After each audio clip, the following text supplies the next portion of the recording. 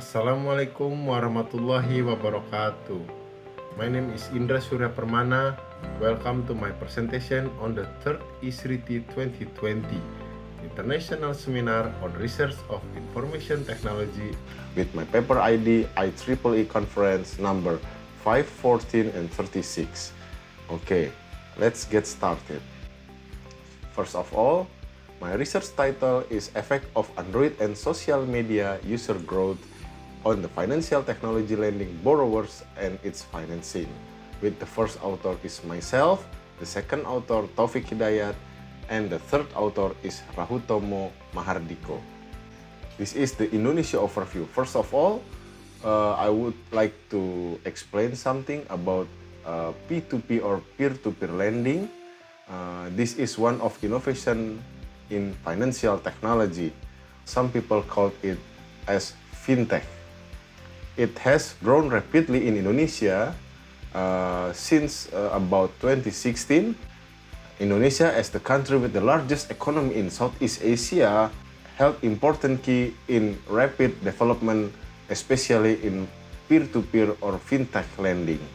With the total population more than 270 million people, and about 38% of total population remain unbanked and low financial inclusion. OJK, as official government financial service authority, stated that the characteristic of Indonesian people, especially in financial service, is unique because some people in small and micro enterprises rely on themselves, especially in capital. Okay, why peer-to-peer or fintech lending? First of all, it is good as alternative for investor because all investor can diversify their investation. Investor could choose which borrower that have good background, especially in financial. And the second is good investment returns. Peer-to-peer or fintech lending have better than conventional bank deposit. And the third is minimum risk to investor because their fund distributed to many people with low nominal rate and they can choose which borrower to get funded, which means that investor could manage their investment including the term.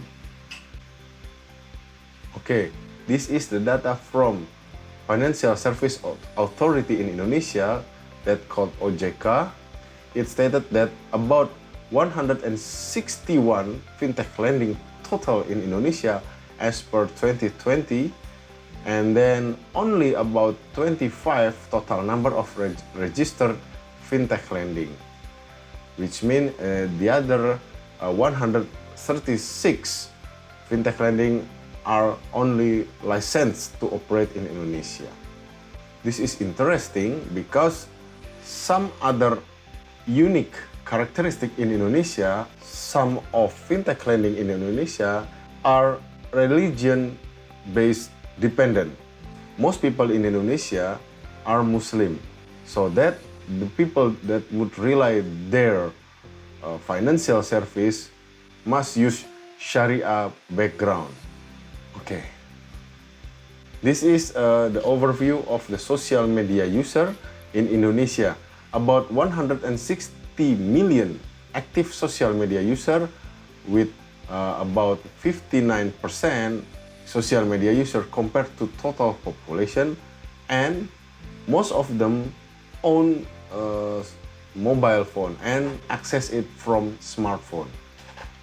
This is important, which stated that most of people in Indonesia doing business using their smartphone rather than their conventional laptops and PCs. Okay, this is an overview about peer-to-peer lending or fintech lending in Indonesia. First of all, this is the data from accumulated loan disbursed, especially in Java and outside Java. As you can see here, from December 2018 to April 2020, there are about increasing and growth significant from about 19 trillion rupiah in December 2018 up to 90 trillion rupiah in April 2020.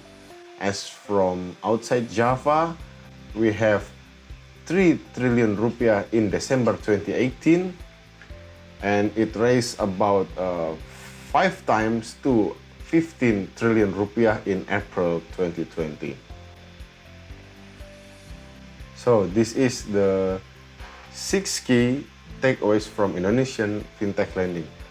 First of all, Indonesia has unique fintech lending ecosystem, and then it can serve the large credit invisible, and the third, it could prevent over-leveraged debt behavior, and the fourth is maintaining healthy growth, and the fifth, we can collaborate for sustainable platform, and the last, as future growth to potential for impact. Okay, next. This is social media growth in Indonesia.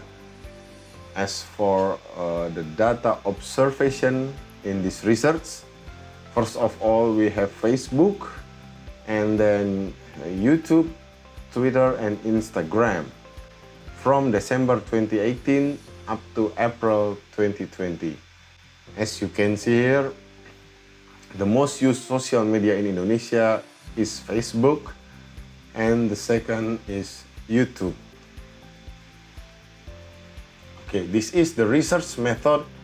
We have partially square structural equation modeling. And for operational variable, we have several variables, namely mobile OS user growth, and then the social media user growth, as I have explained before, from Facebook, YouTube, Twitter, and Instagram user. And we have accumulated borrower account. And the last is the total loans disbursed as Y2. And this is the data analysis model, which we decided to use the partially square structure equation modeling. This is the model, and this is the result. We have all 6 independent variables to borrower, and in this result, all users have effect to borrower. And then as for the social media, the effect came only from Instagram. And to total loans, we have all of social media network have effect to total loans. And this is the path diagram. Okay, the conclusion. So mobile OS growth, both from Android user and iOS user, it has a positively significant effect to the number of borrower growth. As for effect to total loans, both mobile OS user have no significant effect, and then the social media, all of them are significant to total loans, which means that through the social media, the number of total loan increase significantly. Okay, this is the limitation and future study. First of all, the limited timeline in Indonesia has been observed between December 2018 through April 2020. And we did not observe the successful loan settlement rate. We did not observe the lender consideration in funding. And the future research could observe perhaps economic factors, financial inclusion, and then the lending purpose. That would be all of my presentation. I'm sorry for my mistakes.